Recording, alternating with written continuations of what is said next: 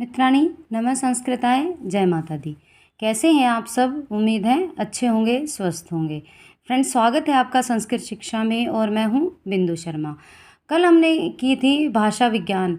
भाषा विज्ञान में हमने क्या क्या किया था?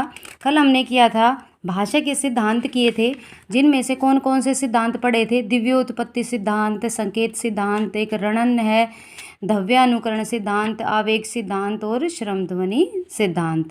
तो आज हम आगे पढ़ेंगे अर्थ परिवर्तन। भाषा में अर्थ परिवर्तन कैसे होता है। फ्रेंड्स, यदि वीडियो अच्छी लगे तो प्लीज़ लाइक कीजिए, शेयर कीजिए, कमेंट कीजिए और चैनल पर नए हैं तो प्लीज़ चैनल को सब्सक्राइब कीजिए। आज हम इसके साथ साथ अर्थ परिवर्तन के साथ साथ हम आज इसके कुछ वस्तुनिष्ठ प्रश्न भी करने वाले हैं। तो आइए बने रहिए कक्षा में। तो देखिए, अर्थ परिवर्तन क्या होता है। देखिए, किसी शब्द का अर्थ भाव प्रदर्शन का एक काल्पनिक तथा सांकेतिक माध्यम होता है। किसी शब्द का अर्थ या भाव प्रदर्शन का एक काल्पनिक तथा सांकेतिक माध्यम होता है। ये भाव पूर्णतः मन से संबंध होते हैं। अतः मन की विविध अवधारणाओं के अनुसार अंतर इनमें पाया जाता है।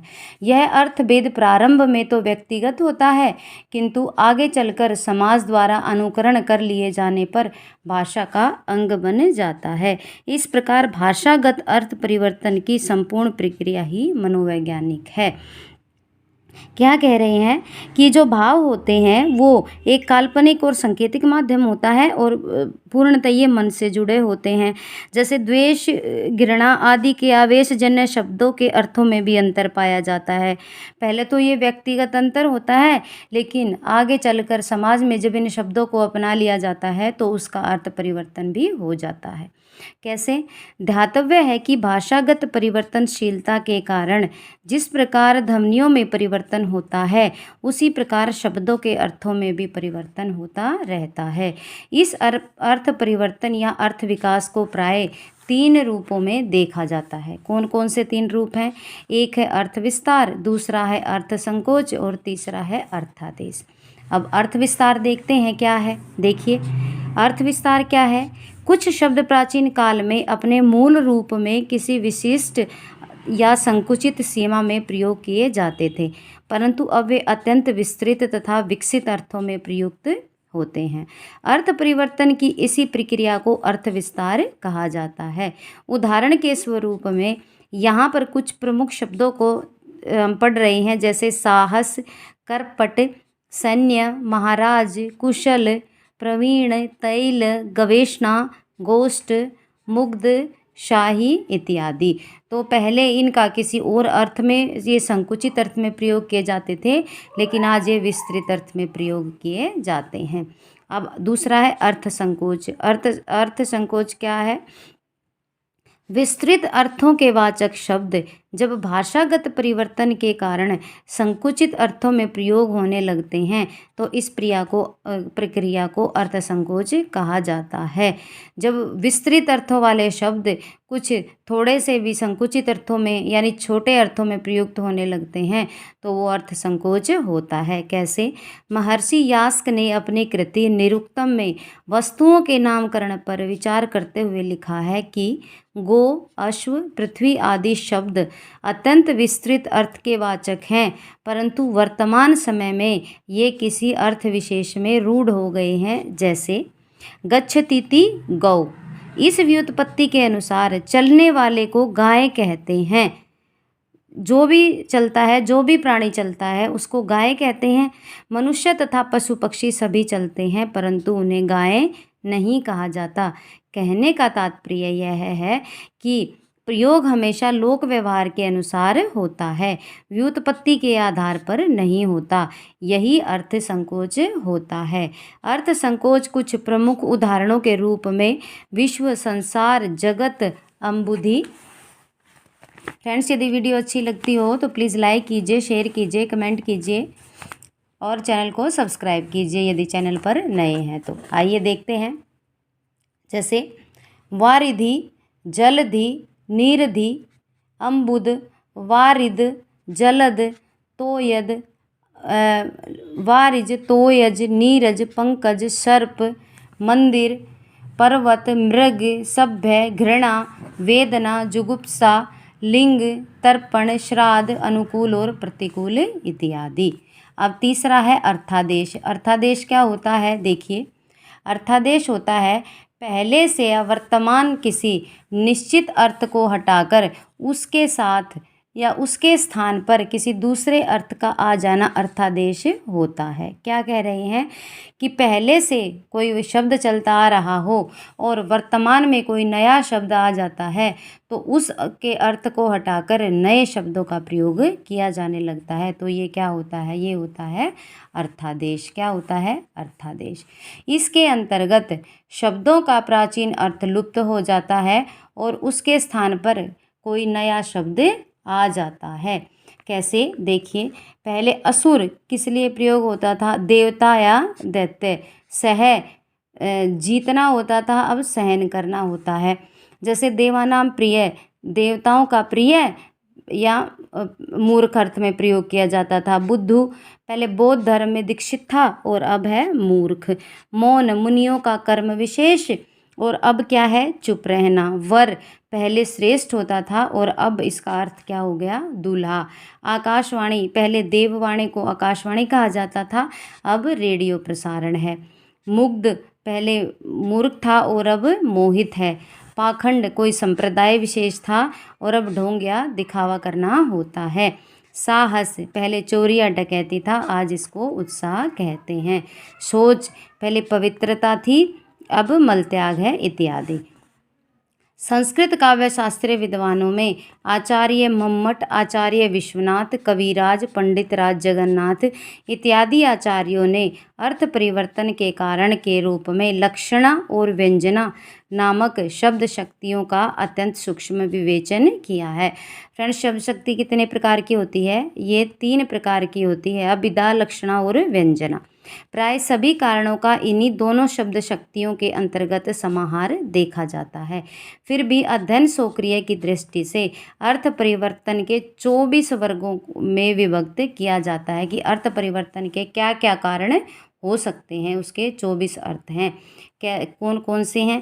पहला है राष्ट्रीय या जातीय मनोभाव, दूसरा सादृश्य, तीसरा साहचर्य, चौथा भावात्मक बल, पांचवां बलापसरण, छठा प्रयोगाधिक्य, सातवां गुण अर्थ की मूर्खता, आठवां शब्द की निश्चितता, शब्दार्थ की अनिश्चितता, नौवां व्यंग्यात्मक प्रयोग, 10वां पुनरावृत्ति, 11 कालभेद, 12 है सुश्राव्यता, 13 संक्षिप्तता, 14 भ्रांति, 15 है परिवेशगत भिन्नता, 16 है पदार्थगत प्रधानता, 17 है व्यवहारिक विनम्रता, 18 शब्दों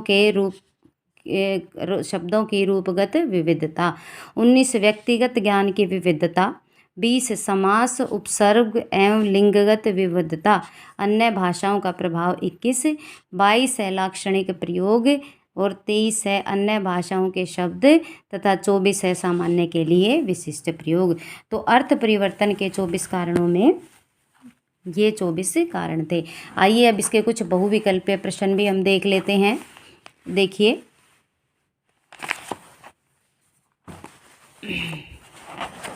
फ्रेंड्स बने रहिए कक्षा में, ज़्यादा लंबी क्लास नहीं होगी ये, देखिए, बल्कि बहुत ही महत्वपूर्ण कक्षा है। प्रश्न नंबर 1 हम देखते हैं, ध्वनि विज्ञान की विवेचना प्रस्तुत करने वाला वेदांग क्या है? ध्वनि विज्ञान की विवेचना प्रस्तुत करने वाला वेदांग है शिक्षा, व्याकरण, निरुक्त या ज्योतिष। तो इसका उत्तर क्या होगा? शिक्षा। क्या होगा? शिक्षा। ध्वनि विज्ञान की विवेचना प्रस्तुत करने वाला वेदांग क्या है? शिक्षा। अ का उच्चारण स्थान क्या है? अ का उच्चारण स्थान क्या है? ए मूर्धा, बी कंठ, सी तालु या डी कोमल तालु। तो इसका अकोह विसर्जनाम कंठा, तो इसका उच्चारण स्थान क्या होगा? कंठ। प्रश्न नंबर 3 हम देखते हैं, अनुनासिक वर्णों के उच्चारण में सहायक होते हैं। अनुनासिक वर्णों के उच्चारण में कौन सहायक होते हैं? मुख नासिका होता है, श्रोत्र नासिका होता है, कंठ नासिका या तालु नासिका। तो कौन होता है? ये होता है मुख नासिका। मुख नासिका अनुनासिक वर्णों के उच्चारण में सहायक होते हैं। नेक्स्ट क्वेश्चन, महाप्राणीकरण का उदाहरण है। महाप्राणीकरण का उदाहरण क्या है? मकर मगर, कंटक कांटा, वाष्प भाप या फिर हाथ हस्त। तो महाप्राणीकरण का उदाहरण क्या है? वाष्प और भाप। वाष्प और भाप। दंत्य वर्ण है द, ग, ब या ज। तो दंत्य वर्ण कौन सा है? ये है द। कौन सा? द। आगे देखते हैं, लृतुलसानाम दंता। प्रश्न नंबर 6, ध्वनियों के उच्चारण में सर्वाधिक उपयोगी है। ध्वनियों के उच्चारण में सर्वाधिक उपयोगी कौन है? ए दंत, बी जिह्वा, सी नासिका या डी ओष्ठ। तो सबसे महत्वपूर्ण कौन है? ये है जिह्वा। नेक्स्ट क्वेश्चन देखते हैं, किसके उच्चारण में वायु अबाध गति से बाहर निकलती है? किसके उच्चारण में? ए व्यंजन, बी स्वर, सी ऊष्म या डी अंतस्थ। तो इसका उत्तर क्या होगा? स्वर। बी स्वर। स्वर के उच्चारण में वायु अबाध गति से बाहर निकलती है। नेक्स्ट क्वेश्चन देखते हैं, प्रश्न नंबर 8, भ्रातर जाया भावज में ध्वनि परिवर्तन का कौन सा नियम है? स्वर लोप है, बी व्यंजन लोप है, सी स्वर व्यंजन लोप है या डी आगम है। तो इसका उत्तर क्या होगा? ये है स्वर व्यंजन लोप। क्या है? स्वर व्यंजन लोप। प्रश्न नंबर 9 हम देखते हैं, भांडागार या भंडार, इसमें ध्वनि परिवर्तन का कौन सा नियम है? ए आगम, बी स्वर व्यंजन लोप, सी व्यंजन लोप या डी स्वर लोप। तो इसका उत्तर क्या होगा? ये है स्वर व्यंजन लोप। प्रश्न नंबर 10 देखते हैं, समुद्र या समुंदर में, इसमें कौन सा ध्वनि परिवर्तन का नियम है? ए विप्रिय, दूसरा स्वर लोप, तीसरा व्यंजन लोप या चौथा है स्वर व्यंजना आगम। तो इसका उत्तर क्या होगा? इसका उत्तर होगा स्वर व्यंजना आगम। प्रश्न नंबर 11, पूर्व या पूर्व में कौन सा ध्वनि परिवर्तन का नियम है? ए विपर्य, बी आगम, सी स्वर लोप या डी व्यंजन लोप। तो इसका उत्तर क्या होगा? पूर्व या पूर्व में आगम में कौन सा ध्वनि परिवर्तन का नियम है? ये है आगम। क्या है? आगम।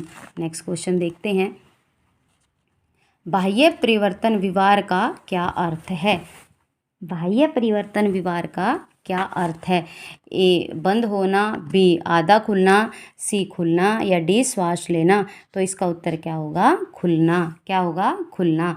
प्रश्न नंबर 13 देखते हैं, थोड़ी वायु का जिसमें प्रयोग हो, थोड़ी वायु का जिसमें प्रयोग हो वह बाह्य परिवर्तन क्या होता है? जिसमें थोड़ी वायु का प्रयोग होता है वो महाप्राण होता है, अघोष होता है, विवार होता है या संवार होता है। तो वो क्या होता है फ्रेंड्स? वो होता है संवार। क्या होता है? संवार। प्रश्न नंबर 14 देखते हैं, जिसमें वायु का अधिक प्रयोग होता है वह बाह्य परिवर्तन क्या है? वायु का अधिक प्रयोग होता है क्या है? ए नाद, बी घोष, सी महाप्राण या डी संवार। तो वायु का अधिक प्रयोग होता है तो वो क्या होता है? महाप्राण। प्रश्न नंबर 15 देखते हैं, ऊपर उठे हुए स्वर को क्या कहते हैं? ए नाद, बी उदात, सी स्वरित या डी अनुदात। तो ऊपर उठे हुए स्वर को क्या कहते हैं? उदात।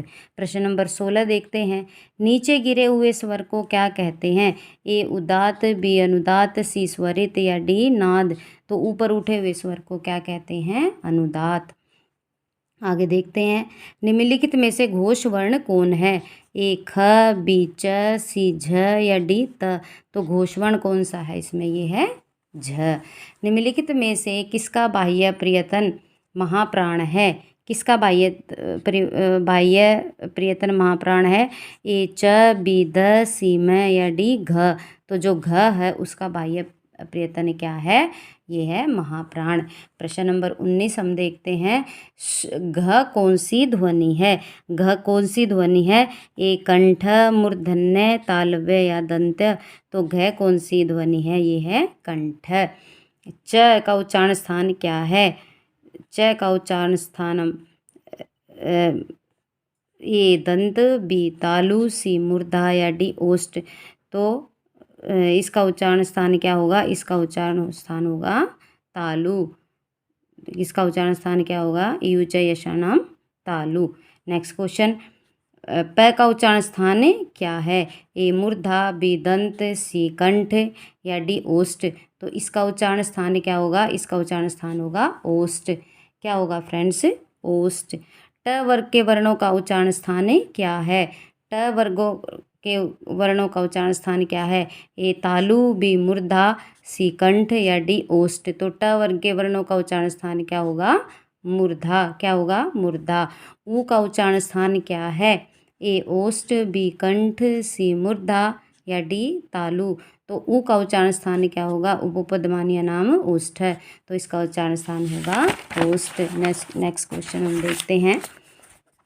आइए, ई का उच्चारण स्थान क्या होगा? ई का उच्चारण स्थान क्या होगा? ओष्ठ, कंठ, तालु या मूर्धा। तो ई का उच्चारण स्थान क्या होगा? तालु। ई उच्चारण तालु। त वर्ग के वर्णों का उच्चारण स्थान क्या है? त वर्ग के वर्णों का उच्चारण स्थान क्या है? ए तालु, बी कंठ, सी दंत या डी मूर्धा। तो त वर्ग के वर्णों का उच्चारण स्थान क्या है? दंत। व का उच्चारण स्थान क्या है? ए दंत, बी कंठ, सी दंतोष्ठ या डी मूर्धा। तो इसका उच्चारण स्थान क्या होगा? दंतोष्ठ। प्रश्न नंबर 27 देखते हैं। स्पर्श वर्णों का अभ्यांतर प्रयत्न क्या है? स्पष्ट है, ईषत् स्पष्ट है, विवृत है या संवृत है? तो स्पर्श वर्णों का अभ्यांतर प्रयत्न क्या है? ये है स्पष्ट। Next question. अभ्यांतर प्रयत्न के आधार पर क वर्ग का ध्वनि वर्ग क्या है? ए स्पर्श संघर्षी, बी संघर्षी, सी पार्श्विक या डी स्पर्श। तो अभ्यांतर प्रयत्न के आधार पर क वर्ग का ध्वनि वर्ग क्या है? ये है स्पर्श। क्या है? स्पर्श। नेक्स्ट क्वेश्चन देखते हैं। प्रश्न नंबर 29। निम्नलिखित में संघर्षी ध्वनि वर्ग किसका है? ए क, बी त, सी ब या डी श। तो संघर्षी ध्वनि वर्ग किसका है? ये है संघर्षी वर्ण कौन सा है इसमें? ये है श। Next question. प्रश्न नंबर 30। संस्कृत में स कौन सी ध्वनि कहलाती है? ए ऊष्म, बी अंतस्थ, सी स्पर्श तथा डी अनुनासिक। तो जो ये स है ये कौन सी ध्वनि कहलाती है? ऊष्म। प्रश्न नंबर 31 देखते हैं। संस्कृत में अंतस्थ वर्ण कितने हैं? तो कितने हैं फ्रेंड्स? 4। कौन कौन से? य व र ल।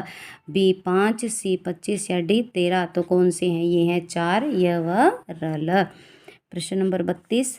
संस्कृत में र किस ध्वनि वर्ग में आता है? ए स्पर्श, बी अंतस्थ, सी ऊष्म या डी अनुनासिक। तो ये कौन से में आता है फ्रेंड्स? ये आता है अंतस्थ में। Next question. प्रश्न नंबर 33 देखते हैं। संस्कृत में अनुस्वार का ध्वनि वर्ग क्या है? ए स्पर्श, बी उदात्त, सी ऊष्म तथा डी अयोग वा। तो इसका उत्तर क्या होगा? ये होगा अयोग वा। अयोग वा।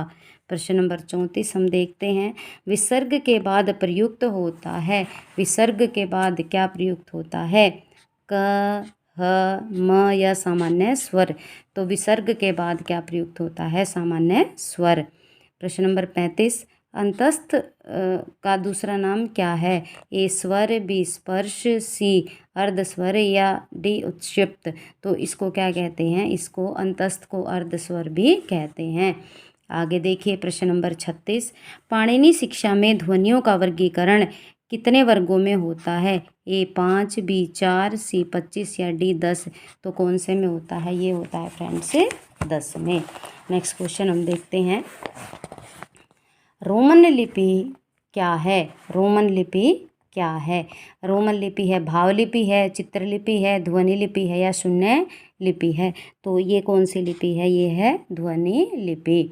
Next question. अरबी लिपि किस लिपि से उद्भूत मानी जाती है? ए भारतीय, बी यूरोपीय, सी सामी या डी चीनी। तो ये किस से मानी जाती है? ये मानी जाती है सामी से। Next question. यूरोपीय लिपियाँ किसकी रूपांतर हैं? ए भारतीय लिपि की, बी सामी लिपि की, डी चीनी लिपि की या सी चीनी लिपि की या डी ग्रीक लिपि की। तो ये किसकी मानी जाती हैं? ये मानी जाती हैं ग्रीक लिपि की। किसकी? ग्रीक लिपि की। नेक्स्ट क्वेश्चन हम देखते हैं। प्राचीन नागर लिपि ब्रह्मलिपि की किस शैली से विकसित हुई है। तो किस शैली से विकसित हुई है? ए उत्तरी, बी पूर्वी, सी पश्चिमी या डी दक्षिणी। तो किससे? उत्तरी से। प्रश्न नंबर 41, इनमें से किन तीनों की अल्प प्राण संज्ञा है? क, द, प, च, ठ, थ, ब, ख, फ या न, ण, ध। तो किसकी है? ये है क, द और प की। पहला, तीसरा और पांचवा फ्रेंड्स अल्प प्राण होते हैं और दूसरा और चौथा कौन से होते हैं? महाप्राण। नेक्स्ट क्वेश्चन है 42, इनमें से दंत्य कौन है? दंत्य कौन है? श, स या है? तो कौन है? ये है स। कौन है? स। प्रश्न नंबर 43 देखते हैं, इनमें से मूर्धन्य कौन है? श, स या य। तो कौन है? ये ऋटुरषाणाम मूर्धा। तो ये स है। ये कौन सा वर्ण है? मूर्धन्य। प्रश्न नंबर 44 देखते हैं, र की संज्ञा है? ए ऊष्म, बी स्पष्ट, सी संवृत तथा डी अंतस्थ। तो र की क्या संज्ञा है? ये है अंतस्थ। क्या है? अंतस्थ। प्रश्न नंबर 45, ल की संज्ञा क्या है? क्या है? ए स्पष्ट, बी ऊष्म, सी विवृत या डी अंतस्थ। तो क्या है? ये है अंतस्थ। क्या है फ्रेंड्स? अंतस्थ। प्रश्न नंबर 46, य की संज्ञा क्या है? ए अंतस्थ है, बी स्पष्ट है, सी विवृत है या डी ऊष्म है। तो ये क्या है? ये है, यह क्या है? ये है अंतस्थ। नेक्स्ट क्वेश्चन प्रश्न नंबर 47 देखते हैं, स की संज्ञा है? स की संज्ञा क्या है? ए स्पर्श, बी ऊष्म, डी स्वर या ये है अंतस्थ। तो स क्या है? ये है ऊष्म। नेक्स्ट क्वेश्चन 48, स्पर्श किन वर्णों को कहा जाता है? ए ऊष्म, बी अंतस्थ, सी स्पर्श या डी स्वर। तो स्पर्श वर्णों को क्या कहा जाता है? स्पष्ट। प्रश्न नंबर 49, विवृत किसकी संज्ञा है? ए अंतस्थ, बी स्पर्श, सी स्वर या डी इनमें से कोई नहीं। तो विवृत किसकी संज्ञा है? ये है विवर्ण नाम स्वरा। तो जो स्वर होते हैं वो क्या होते हैं? वो विवृत होते हैं। नेक्स्ट क्वेश्चन 50, इनमें से अघोष महाप्राण दंत स्पर्श ध्वनि कौन है? ए द, बी ध, सी फ या डी थ। तो ये कौन है? ये इनमें से अघोष महाप्राण दंत स्पर्श ध्वनि कौन है? ये है थ। प्रश्न नंबर 51, अवेस्ता के अहूर का संस्कृत प्रतिशब्द रूप क्या है? इंपॉर्टेंट क्वेश्चन है, दोबारा देखते हैं। अवेस्ता के अहूर का संस्कृत प्रतिशब्द रूप क्या है? ए आहू, बी अहल्य, सी अर्हित या डी असुर। तो ये इसका उत्तर क्या होगा? ये होगा असुर। नेक्स्ट क्वेश्चन, अवेस्ता बैवीति का संस्कृत प्रतिरूप क्या है? ए भवती, बी ब्रवीति या सी ब्रहति या वदति। तो अवेस्ता के बबैति का संस्कृत प्रतिरूप क्या है? ये है भवती। क्या है? भवती। प्रश्न नंबर 53 देखते हैं, संस्कृत भरंती का अवेस्ता रूप क्या है? ए भरइंती, बी भारअति, सी बारिंती या डी बरिंती। तो इसका उत्तर क्या होगा? ये होगा डी बरिंती। नेक्स्ट क्वेश्चन, संस्कृत क का अवेस्ता प्रतिरूप क्या है? ए ग, बी ख, सी च या डी घ। तो ये क्या होगा? ख। नेक्स्ट क्वेश्चन देखते हैं, प्रश्न नंबर 55, संस्कृत ऋतु का अवेस्ता रूप क्या है? ए कतूस, बी कतीस, सी खतूस या करउतूस। तो संस्कृत ऋतु का अवेस्ता रूप क्या है? ये है खतूस। इन प्राचीन लिपियों में वर्णमाला रहित लिपि कौन है? जो वर्णमाला रहित लिपि कौन है? चीनी, खरोष्टी, ब्रह्मी या अरबी। तो जो चीनी लिपि है वो क्या है? वो वर्णमाला से रहित है। प्रश्न नंबर 57, इन प्राचीन लिपियों में कौन वर्णमाला युक्त लिपि है? कौन सी? सिंधु, क्यूनिफॉर्म, चीनी या अरबी। तो जो अरबी है वो वर्णमाला युक्त लिपि है। नेक्स्ट क्वेश्चन 58, मक्का मदीना में विकसित अरबी लिपि का क्या नाम है? मक्का मदीना में विकसित अरबी लिपि का क्या नाम है? कूफी, नस्खी, हिब्रू या आरमेइक। तो ये क्या है? ये है नस्खी। नेक्स्ट क्वेश्चन, अरबी लिपि में कुल कितने अक्षर हैं? ए 44, बी 49, सी 35 या डी 28। तो कितने हैं? ये हैं 28। नेक्स्ट क्वेश्चन, उर्दू की लिपि क्या है? ए हिब्रू, बी सामी, सी अरबी या डी यूनानी। तो ये कौन सी लिपि है फ्रेंड्स? ये है अरबी। नेक्स्ट क्वेश्चन 61, ग्रीक लिपि में कितने अक्षर हैं? तो ग्रीक लिपि में कितने अक्षर हैं? 45, 50, 12 या 24। तो ग्रीक लिपि में कितने अक्षर हैं? 24। Next question 62। ऊ का कौन सा स्वर है? ए संवृत है, बी अर्ध संवृत है, सी विवृत है या डी अर्ध विवृत है? तो इसका उत्तर क्या होगा? ऊ कौन सा स्वर है? ये है संवृत। नेक्स्ट क्वेश्चन देखते हैं। नेक्स्ट क्वेश्चन है हमारा प्रश्न नंबर 63। प्रश्न नंबर 63 आगे देखते हुए, ब्रह्मलिपि में विकसित शारदा लिपि का प्रचार भारत के किन प्रांतों में हुआ है? ब्रह्मलिपि से विकसित शारदा लिपि का प्रचार भारत के किन प्रांतों में हुआ है? ए कर्नाटक महाराष्ट्र, बी केरल कर्नाटक, सी उत्तर प्रदेश पंजाब या डी पंजाब कश्मीर? तो ये कहाँ हुआ है? पंजाब और कश्मीर में। नेक्स्ट क्वेश्चन देखते हैं। आधुनिक गुरुमुखी लिपि किस लिपि से निकली है? ए खरोष्ठी, बी शारदा, सी नागरी या डी कुटिल? तो ये कहाँ से निकली है? शारदा से। कहाँ से? शारदा से। नेक्स्ट क्वेश्चन है, प्राचीन नागर लिपि की किस शैली से उड़िया लिपि का विकास हुआ है? ए उत्तर पश्चिमी, बी पूर्वी, सी दक्षिण पश्चिमी या डी दक्षिण पूर्वी? तो प्राचीन नागर लिपि की किस शैली से उड़िया लिपि का विकास हुआ है? तो पूर्वी। Next question 66। नेपाली की लिपि क्या है? ए बंगाली, बी मणिपुरी, सी असमिया या डी नेवारी? तो नेपाली की लिपि क्या है? ये है नेवारी। Next question 67। आधुनिक भाषा विज्ञान के जनक हैं? A William Jones, B Henry Sweet, C Bloomfield या चॉम्स्की? तो आधुनिक भाषा विज्ञान के जनक कौन है? William Jones. William Jones. Next question 68। Ding dong सिद्धांत से संबंध है? वर्णों की उत्पत्ति, भाषा की उत्पत्ति, नृत्य की उत्पत्ति या संगीत की उत्पत्ति? तो डिंग डोंग सिद्धांत किससे संबंधित है? ये है भाषा की उत्पत्ति से। नेक्स्ट क्वेश्चन, मान स्वर या आदर्श स्वर के उद्भावक हैं? A William Jones, B Henry Sweet, C Daniel Jones या डी डेनियल शेक्सपियर? तो ये कौन है? ये है डेनियल जोन्स। प्रश्न नंबर 70 हम देखते हैं। देवेंद्रनाथ शर्मा के अनुसार भाषाओं को कुल कितने वर्गों में बांटा गया है? कितने वर्गों में बांटा गया है? ए 81, बी 27, सी 18 या डी 4? तो देवेंद्रनाथ शर्मा के अनुसार भाषाओं को कुल कितने वर्गों में बांटा गया है? ये बांटा गया है 18 वर्गों में। एक बार इसके सिद्धांत फिर देख लेते हैं फ्रेंड्स। इसके सिद्धांत मोस्ट इम्पोर्टेंट हैं, तो एक बार जल्दी से फिर देख लेते हैं।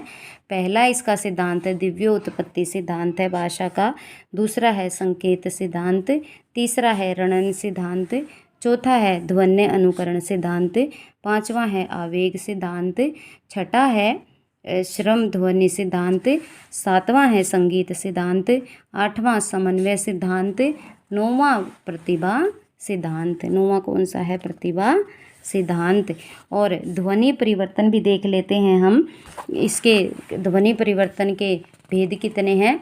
एक है बाह्य कारक होता है, एक आभ्यंतर कारक। और इसमें से कुछ आभ्यंतर कारक में कौन कौन से प्रमुख होते हैं? एक प्रयत्न लघु होता है। दूसरा क्या होता है? जल्दी से देख लेते हैं। दूसरा होता है आगम। तीसरा लोप। चौथा विकार। पांचवा विपर्य। छठा समीकरण। सातवां विषमीकरण। छठा विषमीकरण। सातवां स्वर भक्ति।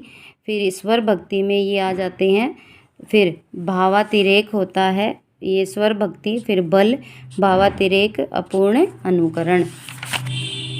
तो फ्रेंड्स, ये थी हमारी आज की कक्षा। और